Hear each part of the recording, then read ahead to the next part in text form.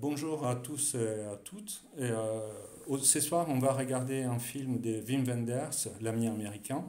Un film produit en 1976-1977, présenté au Festival de Cannes en 1977. Si je commence par évoquer la date des sorties de ces films, c'est parce que ces dates est quand même très important aussi pour pouvoir situer les films au sein d'une période historique précise. Dans les films, on voit des personnages en errance continue, une errance qui est à la fois symbolique et en même temps physique, parce qu'ils se déplacent d'une ville à une autre, entre Hambourg, Paris et New York. Et les trois villes sont décryptées aussi par des phases de transformation qui subissent à cette époque-là.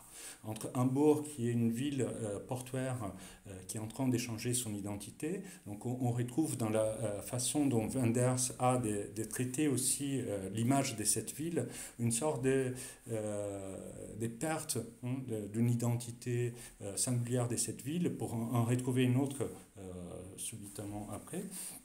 Pour Paris, on retrouve tous les quartiers des changements des Beaucanel, et New York, elle est un peu euh, caractérisée par une sorte d'image de crépuscule. On retrouve juste des images des banlieues de New York sans forcément rentrer au centre de la ville elle-même. Donc c'est quelque chose qui est assez intéressant dans ces films, c'est l'effet que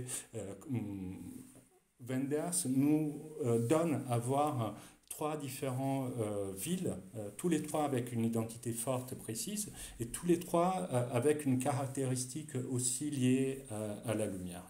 Alors, s'il y a quelque chose qui est très intéressant pour Wenders, c'est qu'il a toujours fantasmé de vouloir devenir un peintre, sans jamais les devenir finalement, mais plutôt un peintre des images en mouvement. Et ce qu'on retrouve aussi dans ces films, c'est effectivement une idée de la peinture, parce que c'est quand même quelque chose qui, surtout au début dans ces films, on retrouve comme un des sujets principaux qui permettent à la trame aussi d'évoluer. Mais en même temps, chaque image et chaque ville a une couleur particulière. Et c'est quelque chose que je vous invite aussi à découvrir dans ces films. Si on retrouve par exemple Hambourg comme une ville très sombre, toujours pris à des moments de la journée aussi très du soir au matin.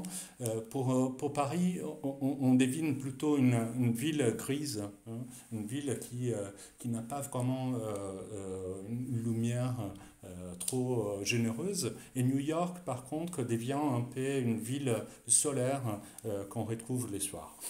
Donc ça, c'est quelque chose qui pourrait être intéressant comme première clé de lecture aussi pour comprendre une idée de ces films. Je ne m'attarde pas non plus sur la trame en elle-même, parce que je pense que c'est intéressant aussi de pouvoir découvrir un film par soi-même et revenir après pour en parler. Mais juste pour conclure un peu cette présentation, cette, disons, première lecture en amont de nos regards de film, cette sorte d'errance des personnages, c'est à la fois un voyage intérieur, un voyage toujours de chaque personnage qui permet aussi à tous les acteurs d'évoluer au sein du film et de découvrir aussi notre forme d'existence, hein, une forme de relation entre eux qui évolue en fonction de l'évolution de la trame, mais aussi à travers l'évolution de l'espace en lui-même. Donc ça, c'est quelque chose qui est très important, c'est que dans les films de Wenders, on retrouve toujours une forme de mouvement qui est les mouvements des acteurs au sein des différents espaces, mais ces mouvements, il est accompagné aussi par une forme d'évolution du personnage et des personnages en eux-mêmes.